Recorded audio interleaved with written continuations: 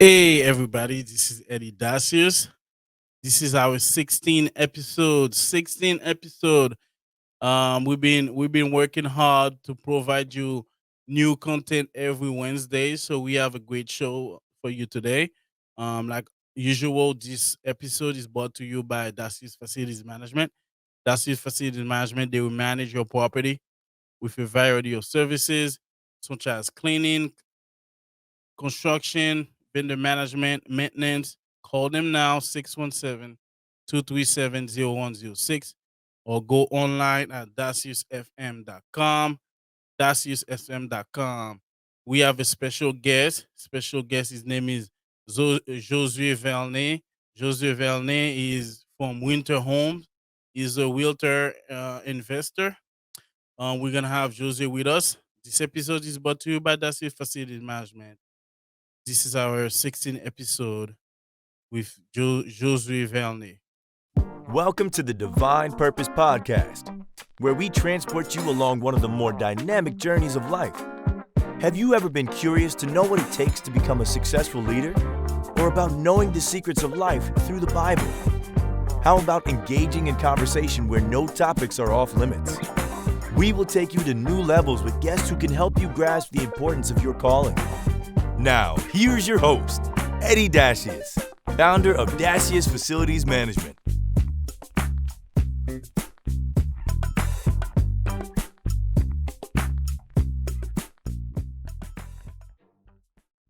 Hey, Mr. Josu'e, how are you today? Good. How you doing? I'm good, man. Thank you for being on the show. We appreciate you. Like you always start with everybody. So, who is Josu'e Velney? That's a hard question. How much time do we have? Take your time, sir. Oh Take your man. time. No. So a little bit about myself. I'm a real estate developer. Predominantly, I do have my real estate broker license. However, I really focus more on the construction side, the development side. I just feel that that is where my strengths are. Not to say that the other parts are not my strengths, but it's my focus of my company. Started my company in 2017.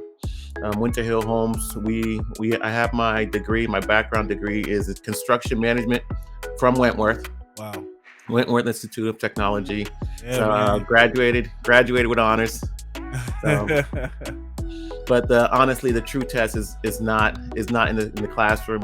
It's out in the field making mistakes and learning from them.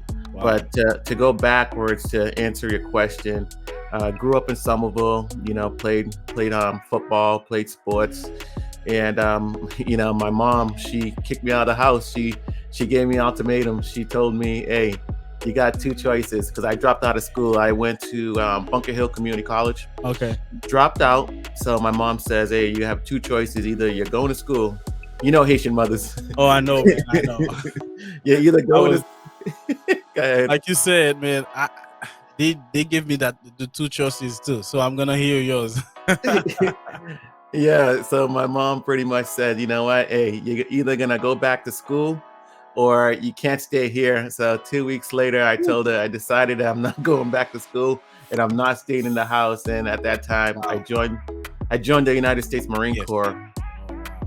Yeah, so I did 5 years in the Marine Corps. I did 2 tours in Iraq, and then 1 tour we were on ship chasing pirates with the Navy. Wow. Yeah. Wow.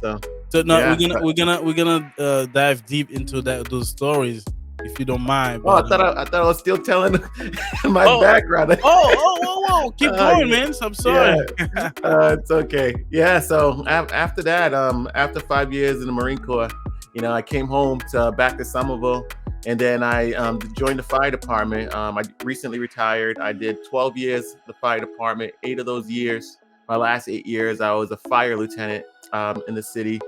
And people always ask me, why did I start buying real estate? How did I get started?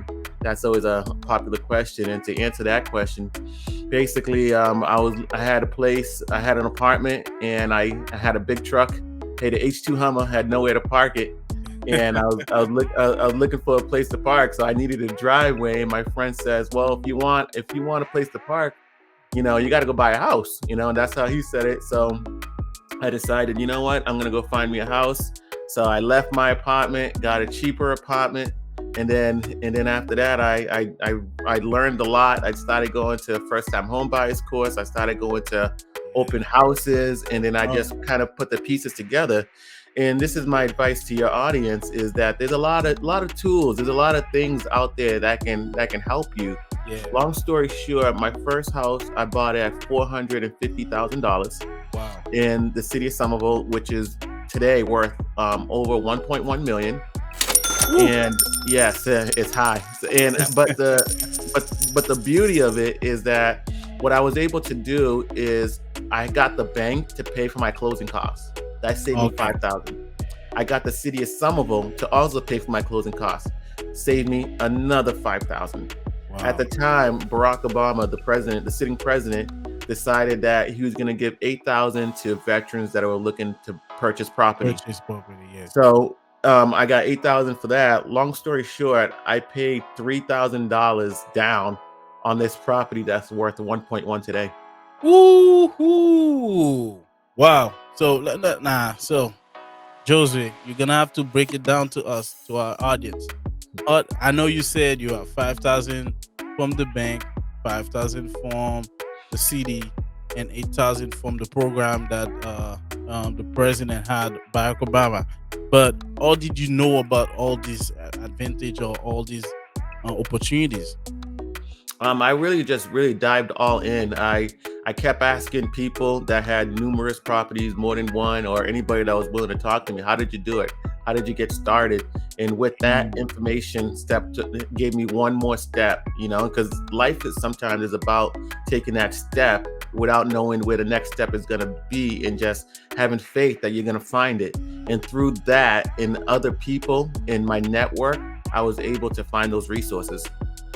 Ooh, yeah, that's gonna be very, very useful for people who's getting into buying properties, flipping houses. But let's talk about your mother, because growing up in a Haitian household, I know how it is, but let me hear your story. Yeah, no, my mom is tough. She raised us to be tough. The world is not easy. I watched my father. My father is a taxi driver, and he was an entrepreneur. He always ran his own business. So I always got my work ethic from my father, but from my mother, that's where my passion comes out. That's where the love of what I do really comes out. If you come and you look at my construction sites, or if you look at my product, I really care. I'm not picking the cheapest product to make the most money. I'm Okay. picking this product because, my house is going to be here for over 100 years. My houses are going to outlive me. Yeah. I do not have children now, but I want to be able to walk the streets and show my children, hey, this is what I built.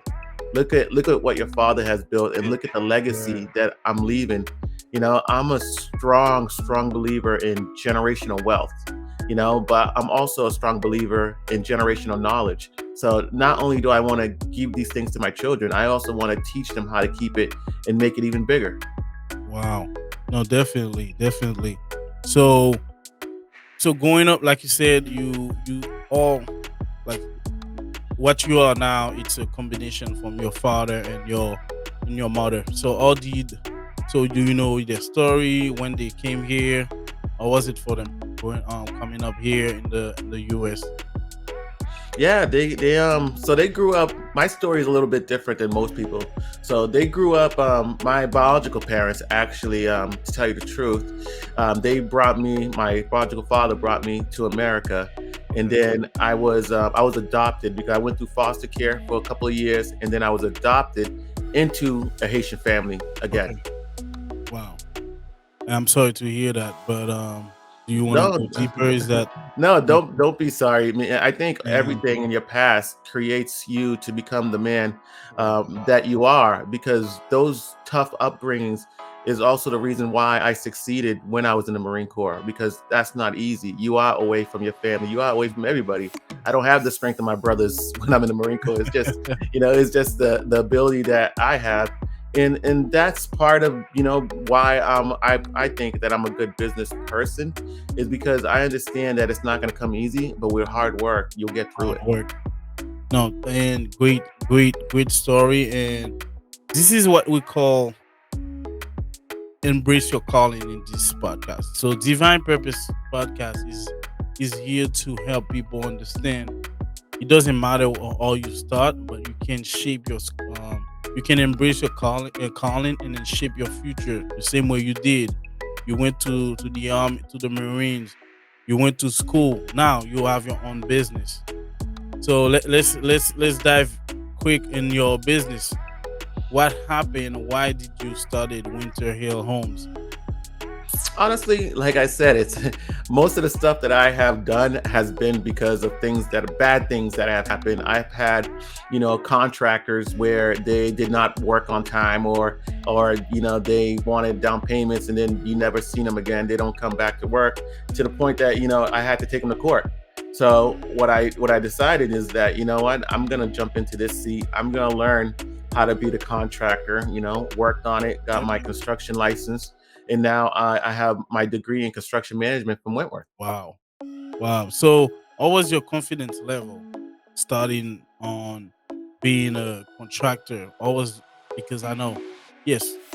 So I'm from the school too. I'm a project manager, and I'll be graduating this year. I'm taking my senior project in the fall. But how was your confidence level going into some construction? Because I know what we learn from school is different than the real world. Yeah, absolutely. I mean, I don't believe that you cannot be good in this industry that we are in without having experience and without having the educational Knowledge. background, right? Yeah. And what I mean by that is I have a lot of friends in the industry, and what I tend is the people that do not go to college tend to cap their growth ability, right? They'll be able to do rehabs on two families, three families, and they might even get up all the way up to 10. But when you're talking about getting to a bigger level, so for example, my I'm gonna start my biggest project, two of my biggest projects in March, right? Okay. So this March, I have a 7-unit project I'm gonna be doing in Roxbury. Okay. And I'm also going to be doing a 28-unit project in Roxbury, right? Wow. So to get to that level, you need other people to teach you how to Yes. do it. But it's also putting in that work. If they see you going to school, they see you putting in that work, they're going to give you those opportunities. And now it's up to you. What are you going to do with those opportunities? And I'm glad you put that. You you talk about the importance of the education combined with your experience. But why did you go further? Because yes, you said you have your construction license, and you went to get a bachelor degree in construction management. Why that drive? Why did on your education? I mean, my mother always told me, always reach for skies, always go as far as you can. I remember when I graduated from Wentworth, and I said, "Mom, can you believe I graduated?" And she goes, "I knew you could do it. You just had to figure out when you wanted to do it." That Yeah, was, yeah. and that's her. It brings it back to the first story of her kicking me out of the house. Yeah. And I accomplished what the reason why I got kicked out of the house. It comes back full circle. But I believe in my business, so I'm the CEO of my business. So that means I'm the leader, right? Yeah. And if I'm gonna lead, I need education. I Yeah. need to be the best that I can be to provide for Of everybody course. else.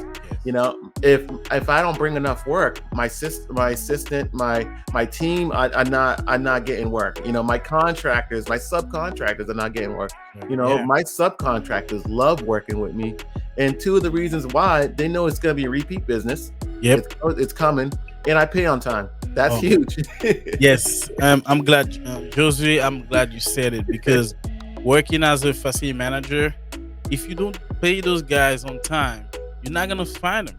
First of all, they are hard to find, and you're not paying them on time. You're in big trouble. Am I right? Absolutely. Absolutely, man. Some guys, and it works both ways too. I mean, they're giving me discount prices because Yeah. they know there's going to be repeat work, Others but don't. Yeah. building that relationship, and they know, hey, you know what? Jose's going to give us, 10 or $20,000 or 30, 40,000 worth of work. And, 10 years from now, the company's going to be even bigger, Yeah. so people are really buying into the dream of where I'm trying to take it.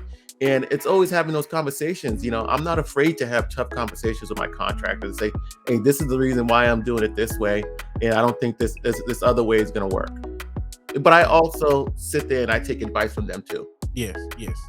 And like you said, being a leader is to have the knowledge and to know how to lead. But how was it for you assemble your team? Or like when you first started, I don't know if you started with a lot of people, did you start it on your own? Can you take us to that journey? Yeah. So after I bought my first house that we talked about, I realized that I couldn't continue to buy more and more and more in Boston. Boston's very expensive. So I decided to stop buying in Springfield, Massachusetts, which is a little bit cheaper.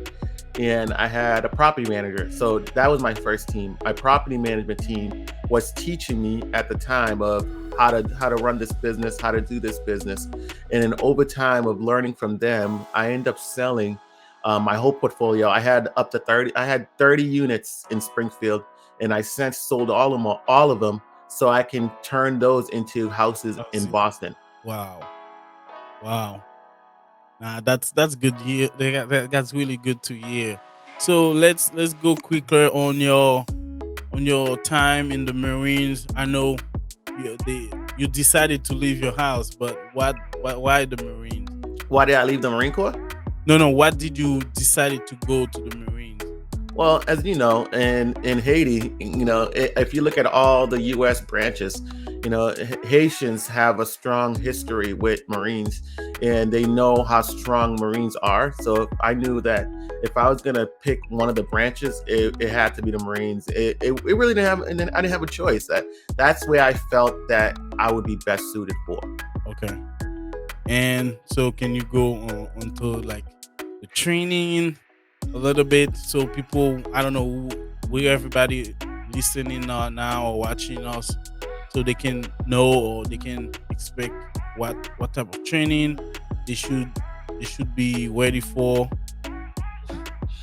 Well, the training was definitely wasn't easy. First, you have to go to boot camp. Boot camp is 3 months long. We went through that, and that's training every single day, even on Sundays, and that's for 90 days. But if you can do those 90 days, then you're going to earn the right to be called a Marine. A lot of branches, they say, I'm ex-Navy or ex-Army. In the Marine Corps, we say we are former Marines. Once you earn that rank or you earn that right to be called Marine, you keep it for life. We take a lot of pride. There's a lot of tradition. There's a lot of history behind that. Believe it or not, some schools, if you join the Marine Corps, they say you don't even have to take history class anymore, because that's how deep the Marine Corps is in history. So after you go through boot camp, you do that time, you go to MCT, some Marine combat training. So you learn the infantry skills that you need to survive in combat. After you do that, depending on what school you are, what your job field is how long your school is going to be. So most MCT is about a month long. After that, I was military police. So I went to Missouri and I stayed there for another 2 months. After that, I was stationed in North Carolina. I made the Marine Corps SWAT team, trained with them. And then I went back to Missouri and I trained with the Army SWAT team. Okay. So there was Army, there was Air Force, everybody there. After that, I came back and all my friends were selected to go to combat. But I wasn't, because the military just spent $20,000 to turn me into a SWAT Marine. So a lot of specialized training. But eventually they did let me go, just because they needed the numbers. And I went to my first unit. I was lead machine gunner. I went to Iraq, and we did that for 7 months. Okay. Came back from that, and then did some more training. And then we went back to Iraq, and then I went to a specialized team that we were on the Syrian border, and we were protecting the border for about 5 months. So made a lot of great connections when I was there. We had no bathrooms. We took 4 showers in 4 months. So it definitely wasn't easy, but it builds that character. When people think, life is hard, or, this is not going right, I think about that time. I was having a discussion, as real estate developers, we have to go through zoning. We have to go, if we want to build the best use of that piece of land that we're looking at, we have to go to the city and say, this is what I'm proposing, this is what I would like to have. And then you have to go to the neighborhood. The neighborhood sometimes don't like your idea, and they tell you they don't like your idea. Right. Yeah. So when people are like, man, I hate going to zoning, I hate doing this, I go, I did 4 months with 4 showers. I go, when I was in the Marine Corps, we lived on a base where there's only 120 Marines, where, I can't even call my mom on the phone because you can hear gunfire going over our heads. Mom's like, what's going on? I was like, nothing, Mom, I'll call you tomorrow. Nah, I think that's great, and thank you for your service, definitely. But let's go to your education from Wentworth. I don't know if you went full time or if it was part time, or was it for you? I went mostly part time, so I was taking about 2 to 3 classes, but I also took classes on in the summertime to kind of speed up that process. Yes, yeah. But prior to that, I did have an associate's in fire science from Wentworth, so I didn't have to take like math and English, that kind of stuff. Okay. And when I went to Wentworth, I tiptoed into it. So I first took the construction certification program. Okay. Right. And pretty much it was everything that I really needed. They taught you, like scheduling, estimating. They taught you the finance, the basics of it. Yeah. And then they said, hey, if you decide to get your bachelor's degree, we'll knock out some of these classes because you have this certification. Yeah. I said, you know what? That sounds like that sounds like a great idea. So that's what I did. And that's how I got into the bachelor's program, and I just really enjoyed it. I had a lot of great professors when I was there that really cared about their students and understood that, like you said, when you go to Wentworth and you graduate, people expect something from you. Yes. You can't be mediocre. Nah, that's not from Wentworth. You're not even gonna pass your classes anyway. So yeah, absolutely not. So let's go into. I like to hear the stories about starting your own business, and some people, they do it part time, where they working full time somewhere and they do it part time. Others, they just go full time, but the expectation is higher, where you cannot count on anything. You counting on what you bring in on the business you have. So I don't know. Can you share all the details on what was the process for you starting your own business?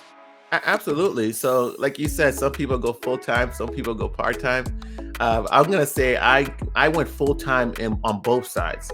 Okay. So I did not quit my day job. I was a fire lieutenant. I still worked 40 to 50 hours a week. I was still going to Wentworth, and I was still. Come on, Jose. You a firefighter, so you work 2 shifts a week, right? Yeah, we work 2 shifts a week, which is still 48 hours, right? Yep, 48 hours. Yeah. Plus there's overtime and training. Yes. Nah. The reason I know is because I took the test too, but I didn't pass I took the physical, but I didn't pass the exam. But that means if you take two days of work from your firefighter job or day job, you have enough time to kind of build your business. Is that what you did? No, I really focused more on the education. So like you said, if we work 2 days a week, but I learned that you can't learn everything in school. I really believe in that. And I believe that sometimes you're better off learning from your peers. So for an example, how did I learn business? Because and I hope nobody from your audience think this wrong. I think there's something wrong with the curriculum in business school because most businesses fail, right? Yes. So you would agree with that, correct? Yeah. So clearly that's not the best place to learn business. So I learned business differently. I went to what's called a mastermind. I'm not sure if any of your audience knows what that means. Okay. Basically, a mastermind is a group of people 30 to 40 people, and they have the same goal, and they're learning from each other. Sometimes there is like a little bit of teaching involved, but over 60% of it is learning from other people that have successful businesses, Yeah. or building their own business. And Okay. with that, I learned how to structure the business, and how to grow the business through that way, because Wow. you're learning from people that failed it and did it wrong. And you can have a question and say, hey, this is what I'm trying to do in my business. Okay. And they said, hey, I did that 3 months ago. This is not the best way. How about you try it this way? So that's how I learned how to run my business. No, that's good. So, what about hiring your first or your first employee, or was it? It was good. It was good. So I learned how to hire through that process. There's different systems that people can use that kind of you can give employees exams. So it tells you their personality trait, because it's not sometimes it's not about hiring hiring a person. It's hiring the right person, Person. Yeah. in the right seat. And sometimes you might find somebody that you're looking for this position, but they kind of fit a different position, a different seat. You're better off putting them in a different seat. Different. Yeah. But hiring is definitely takes a long time. It takes time of you understanding what you need and how you want to structure your business. So, and what you just said about going to business school, you don't really learn. You learn, but you don't really learn a lot. It's just going it, doing it yourself in the real time. I Yes. think Michael Bloomberg said it in an interview, talking about he went to school, Harvard Business School, but he didn't really learn anything. That's when he went somewhere else. That's where he kind of grew and then make his make his money now. But what I wanted to say is, why do you think it's important that we delegate jobs to people? Because most people said when you're a businessman, 8 hours is not for you. You probably work 12 hours, 16 hours, depending on the job. So did you have to go through this, or I don't know if you can give us more detail on, or was it for you, or did you delegate job and work with other people? No, absolutely. I don't believe you can build a successful business, definitely at the beginning, working 40 hours. You have to work more than that. Like your question before, though I was a firefighter, when as a fire lieutenant, I worked most of the time as a day jobs. Right. Okay. So we have fire prevention, we have administration office, those kind of positions I usually give to lieutenants, especially new lieutenants. So when I was going to school, I would do 40, 50 hours, Okay. from 9 to 5, and then go to school and then run my business at night. And in what I learned is that you have to automate some of those things so that you put systems in place to help Yeah. you. And when you start hiring, basically you're hiring your weaknesses. How can this person improve my company and free up my time to do things like raising capital for your company, getting more education for your company. Just because you're away training doesn't mean your business stops. A Yeah. lot of times I have gone to places like Oregon. I've been to Utah. I've been to California, Florida, Virginia. Yeah. I've been to a lot of different places and learned from a lot of different people. Wow. So I don't know what's so it's 3 years now. Did you meet your goal when you first started, or do you feel the business is working now? Well, I've been in real estate business since 2010. So Okay. even though my company started in 2017, I've been doing this for almost 11 years now. One thing I will say, as far as educational wise, I think the two best places for anybody to learn how to run a business and how to grow is your mentorship, having somebody that's been through it, that knows about it, that kind of like, hey, I'm going to show you the right way and how I did it because I made a lot of mistakes. And I think the second way to learn how to do it is inside your house. And you hear a lot of people say that when kids are going through grade school, they're going to learn just as much in the house as they do in the classroom. And I think Yeah. it's the same thing for business. That's why it's generational. Like you see, family businesses that grow year Yeah. at generation after generation is Yeah. because of their compounding that education in the assets. So and thank you for this answer. And I really appreciate it. So now let's switch a little bit on. This is a big topic now where people are talking about generational growth or wealth. So and they relate it to real estate. Can you talk about that a little bit? Yeah, absolutely. So when people refer to generational wealth, I mean, if you look at our money, COVID-19 has only made it easier for people to see this fact that I'm about to say, that your dollar is going down. Things are getting more and more Yes. expensive because of inflation.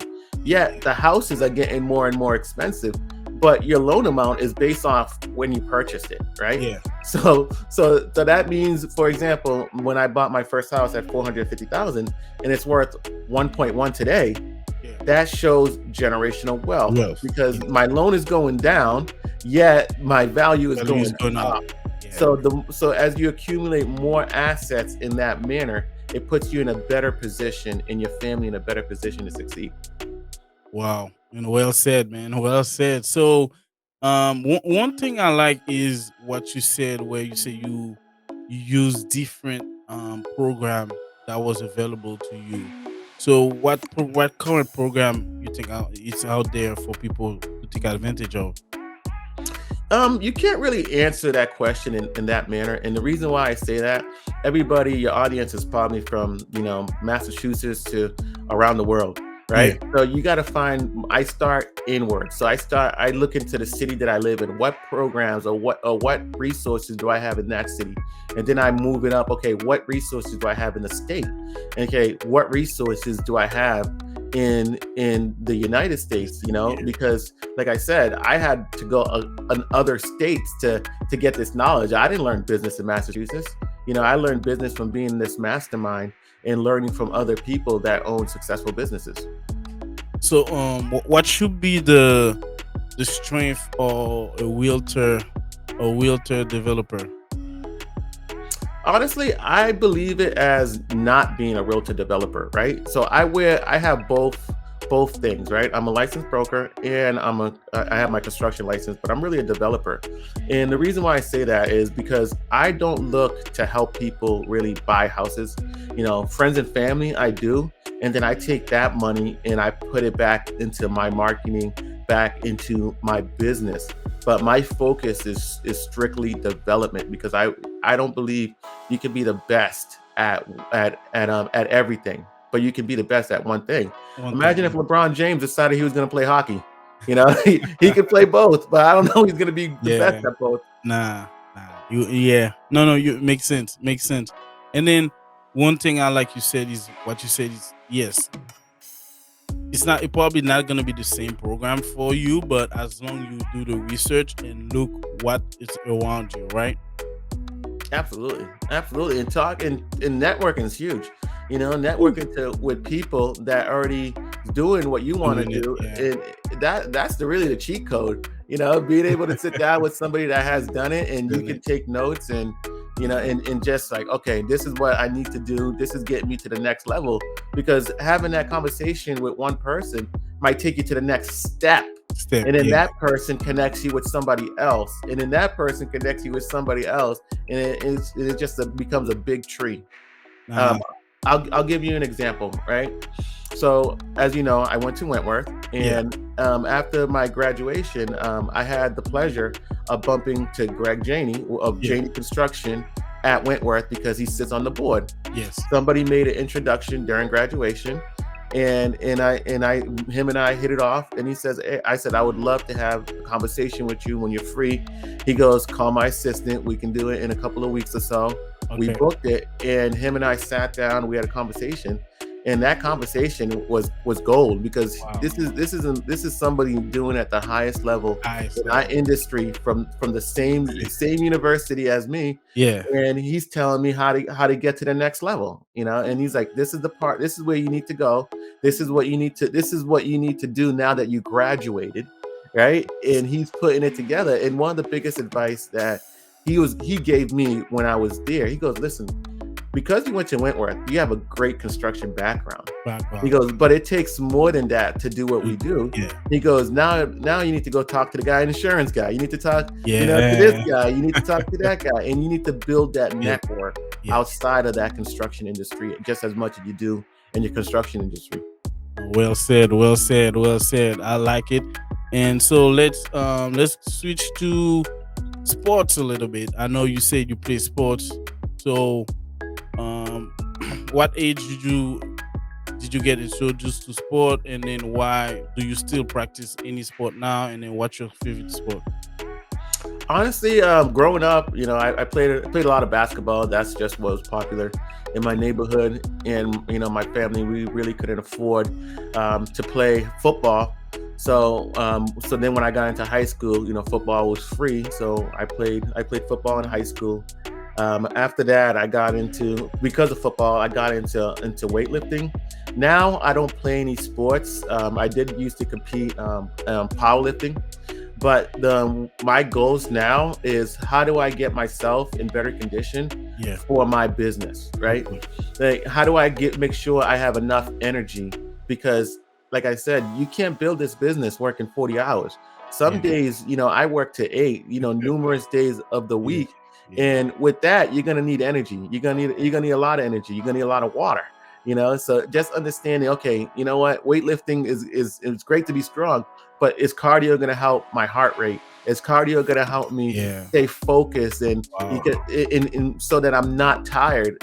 And you know how it is when you're in school and you got a class at 6 o'clock and you're already tired. That's your energy level going down. Yeah.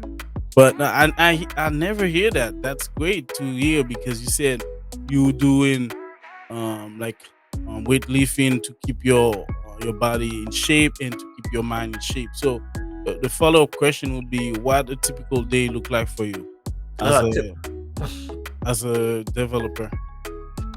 Usually the day for me is, first thing I do is I go to the gym in the morning, wake up, on an empty stomach, I go to the gym. I check on my job sites, make sure my job sites are where they need to be, or if the guys need anything at that time. And then after that, I go home, I go to my home office, do some paperwork. I have an office too in Medford, but I don't go there that often, because I go there mostly because I own property in Somerville. So when I'm, 93 traffic. So when I'm over there that side, I stay on that side for the day. But most of my projects right now, I'm a Roxbury resident. So most of my projects are in Roxbury and Dorchester. So I usually come home, take a shower, do some paperwork, then go back to my job sites, usually back by, around 4 o'clock.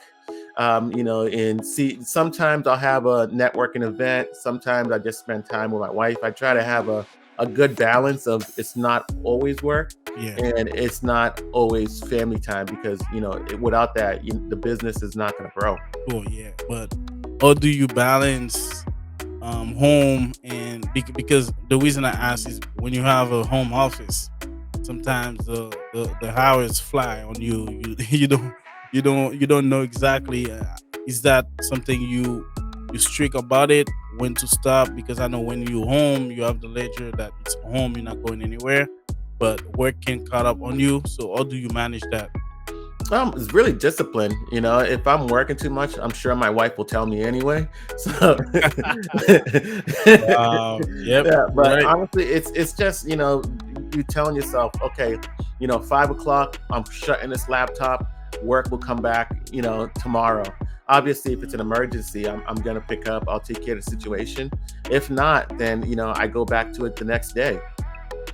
Wow. Really, really good. Really good. So now we're gonna go into hot topics. Now, hot topics with Josu'e Velney. We really appreciate him. So we're gonna have hot topic with Josu'e Velney. So hot topic is, a lot of people now are doing flipping houses. So, and return on investment is important. So what can you tell them? I can tell them that the market is not always going to be as great as it is today. some of the mistakes that people have made in the last few years, they still been able to make a profit only because houses are selling more and more, literally every month. If you look at a graph, it will tell you that increase of value has gone 10% pretty much per year for, I think, for at least the last 4 or 5 years. So that's a strong return, and you can make a lot of mistakes and get away with it, but the market's not always going to be that way. But what I would say is, when we have a good market now, this is a time to really become the master of your craft and get better and keep improving. And that should be your goal. Don't and definitely do not overpay, because you cannot fix no overpaying on property. You have to buy right.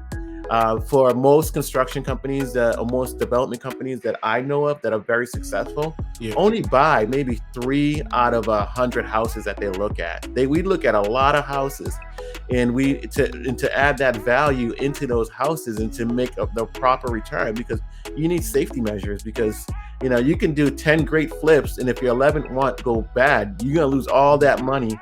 Because what people don't realize, most investors, they take, instead of paying taxes on some of their gains, they're pushing it back on the next project, on the next project, on the next project. So your money just keep getting rolled over and over and over. But what happens when the music stops?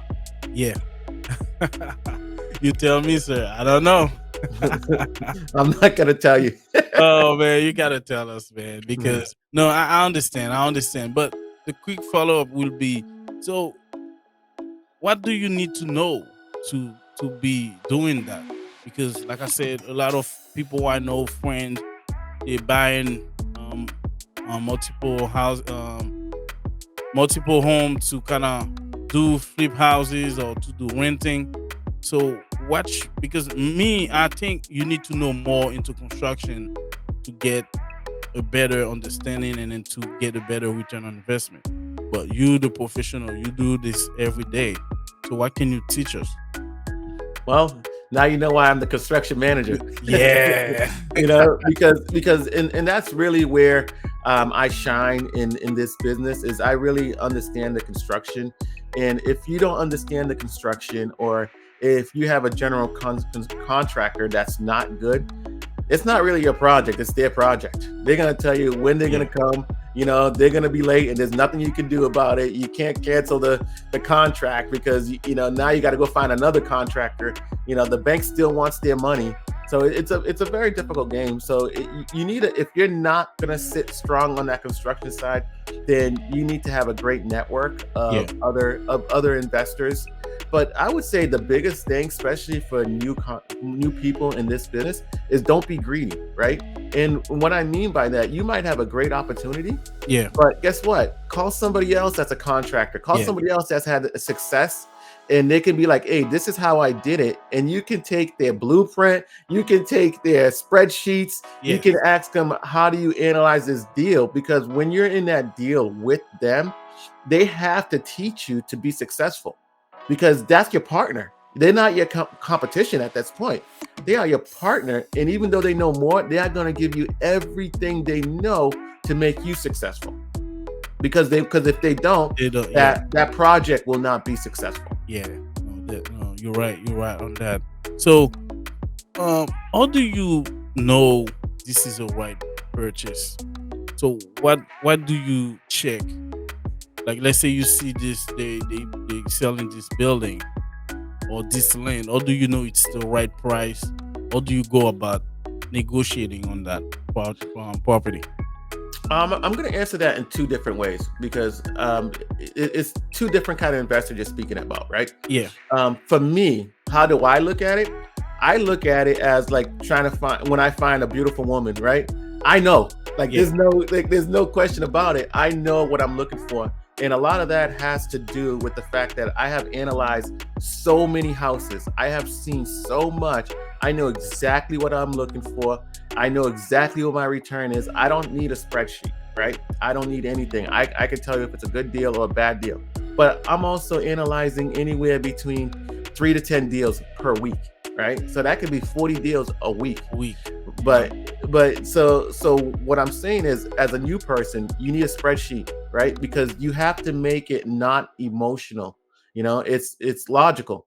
You're looking at your spreadsheet and you're putting in, okay, if I buy it at this much, if my construction is this much, am I making as much money as I want at the end of the day? And that's really yes. Really becomes a yes or no when you analyze a project like that. That's why, in your industry, in my industry, they do performance. Yeah. Yep. Evaluation. But Yeah. so quick question now. Do you think that it's a quicker, so how do you evaluate the return on investment on the flipping housing? I know you talk about the market has to be doing good. So how do you think is it a quick return on investment? Is it a long term? So how do you gauge that return on investment? Well, flipping houses is usually done right. Should take anywhere from 1 month to a year. So that would make it a quick return, right? And the way you evaluate how much you want to make on that return, I know some investors, let's say it's a 2-family project and they turn it into 2 condos, they want to make 150,000.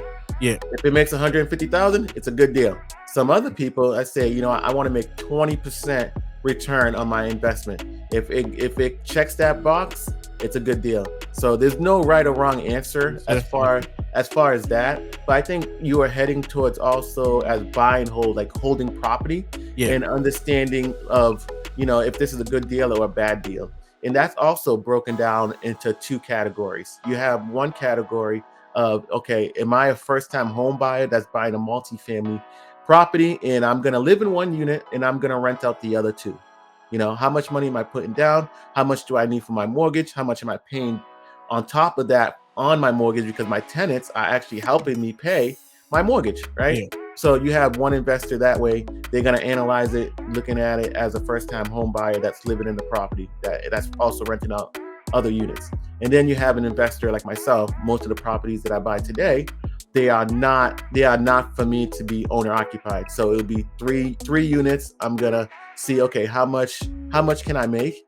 Okay. And this is gonna sound, I don't know, this might be over the head of some people, but I use a debt service, and it's a mathematical way of looking at it. And I use what the bank likes. So the bank likes anywhere between around 1.25 to 1.5.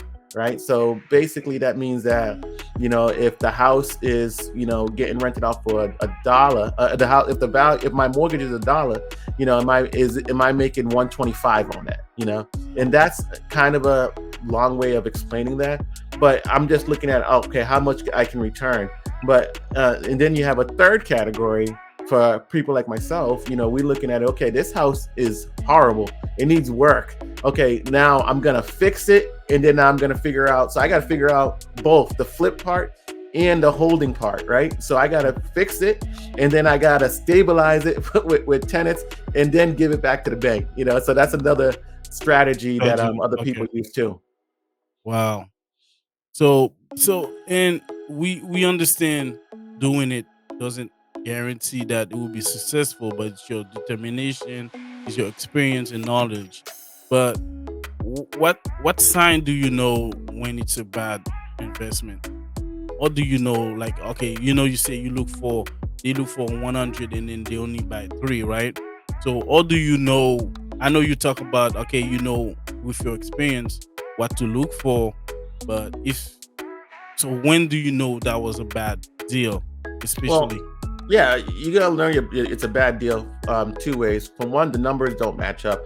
If you're making 10% return, being able to take off a wall and then finding damage behind it can take that 10% away. So now you're in a negative. So that's not a good way to evaluate it. But also on the buying side of the property, you're gonna see more and more investors looking at it, and then they start gambling. They keep betting up. One guy's paying more, then the next guy's paying more.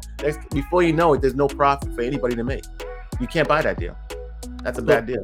So let's talk about the current market in Massachusetts, where so I never seen this before, where the house is in a bad condition, bad shape, and they're asking a fair price. They probably go over it, but the buyers are bidding higher than expected. I'm talking about buying a residential, somebody who's buying a house. So now the market is very saturated and people cannot find houses. How do you think? How long do you think that's gonna last, or is it gonna be worse? I think it's gonna last for a lot longer than most people think. It's really depending on what the government does, really. And the reason why I say that is you're saying that the prices are going up and up and up. That is true, but you also got to look at interest rates are going down and down and down. So anytime interest rates go down, people can purchase more. And you also have to think about how are people purchasing. Right now in this market, I think the biggest winners are people that are doing 1031 exchange, which means that they are selling a piece of property and then they go into the government and say, instead of paying taxes, I'm going to buy something bigger and then I'm going to pay taxes on it later. And that's who's really winning. That's who's pushing this market. So it's not really a lot of first time home buyers that are really pricing it up, minus that the interest rates are so low. That's really helping them. And it goes back to that spreadsheet. That spreadsheet, you can change your interest rates. You can change those numbers and see, okay, these numbers still work because the interest rates have been dropping so much. Sometimes you can pay more for a house than last year, and your mortgage is actually lower. So Yeah. it's actually still kind of good fundamentals. What I don't believe will last is the interest rates can't stay low forever. Oh wow. So what do you encourage people to do? It depends. It Buy depends. more. Yeah. Yeah, it depends what position you're in. Yeah. I always believe in generational wealth, but I Yeah. believe in doing it in an educational way of being able to build your portfolio. And so if you're in a position and you bought a house in, let's say, in 2005 Yeah. 2015, this might be in a time to talk to your lender and say, hey, what can I do with this original property that I have? And then on top of that, what's my buying power for my next property? Okay. And it's also being very creative too. And I'll give you a good example. I like examples because this is real life. I'm not Yeah. telling you magic. I'm telling you what things I have done. Yes. So Definitely. I bought a 3-family in Roxbury in 2018 for 750,000. Okay.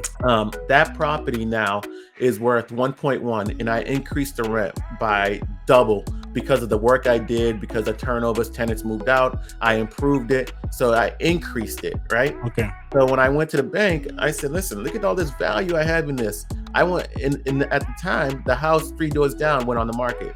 I said, I want to buy this one, but I don't want to put any money down.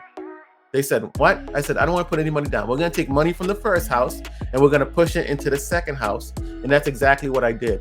So we refinanced the first house and we used that money as a down payment for the second house. On top of that, so now I have more rentals, and the property came with a plot of land. And as you know, I'm from Wentworth, so we love to build. Yeah. And we're going to go build 2 or 3 more units on Yeah. that land. Wow. That's good. No, that's good to hear, and that's great insight. So, how can people be an investor? So, can anybody be an investor for Yeah, on properties? that's the beauty of it. And I was just having this conversation with somebody not too long ago. Being a real estate investor, being a real estate developer, there is no such thing as a degree that says you are what that is. So basically, what I'm saying, anybody can do it. Obviously, if you're looking to buy property, you need money or somebody else's money, and you need the knowledge of knowing what to do, and then building your track record. That's really what it takes. It's just making mistakes and then getting better and getting better and getting better. Um, uh, if I'm not mistaken, I think you want to promote something, right? Um, I have a meetup group. I'm going to be starting in Okay. Roxbury. I do have a meetup group. I like I said, I believe in generational wealth. I believe in generational knowledge.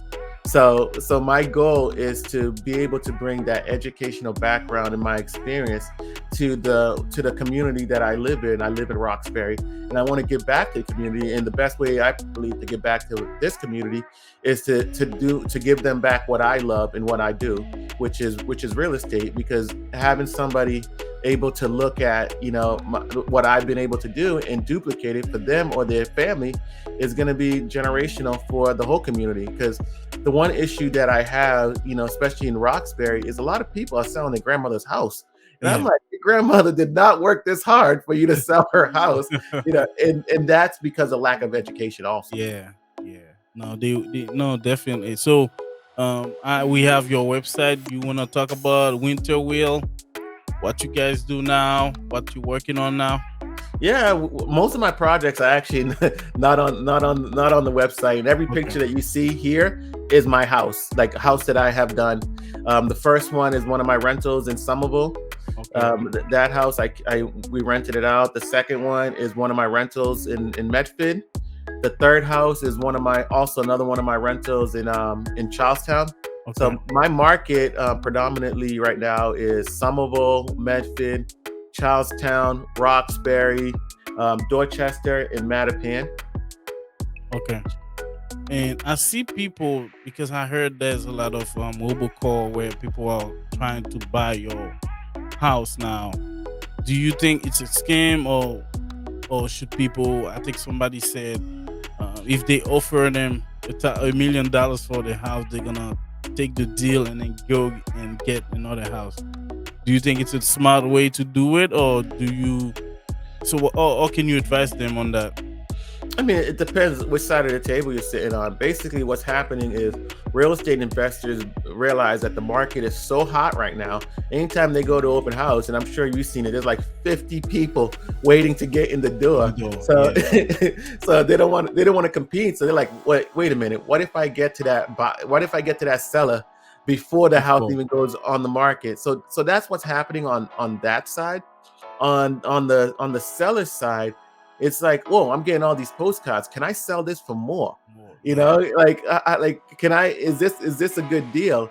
And to really understand if that's a good deal or not is, believe it or not, with the internet, most sellers are smarter than people think they are. Okay. So, and also you also have to evaluate one equation that's out of the picture is a real estate agent, right? Okay. So if you're gonna sell your house anyway, sometimes it makes sense to sell it without a real estate agent, because now you don't have to pay 5%. Yeah. That could be in Boston. That's 50,000. So if the deal makes sense for you and it works for your family, then I think you should go for it. Absolutely. And honestly. So you said you had a big construction. Is it a 7 condo for sale right there, 14 Alaska Street? Is that your project?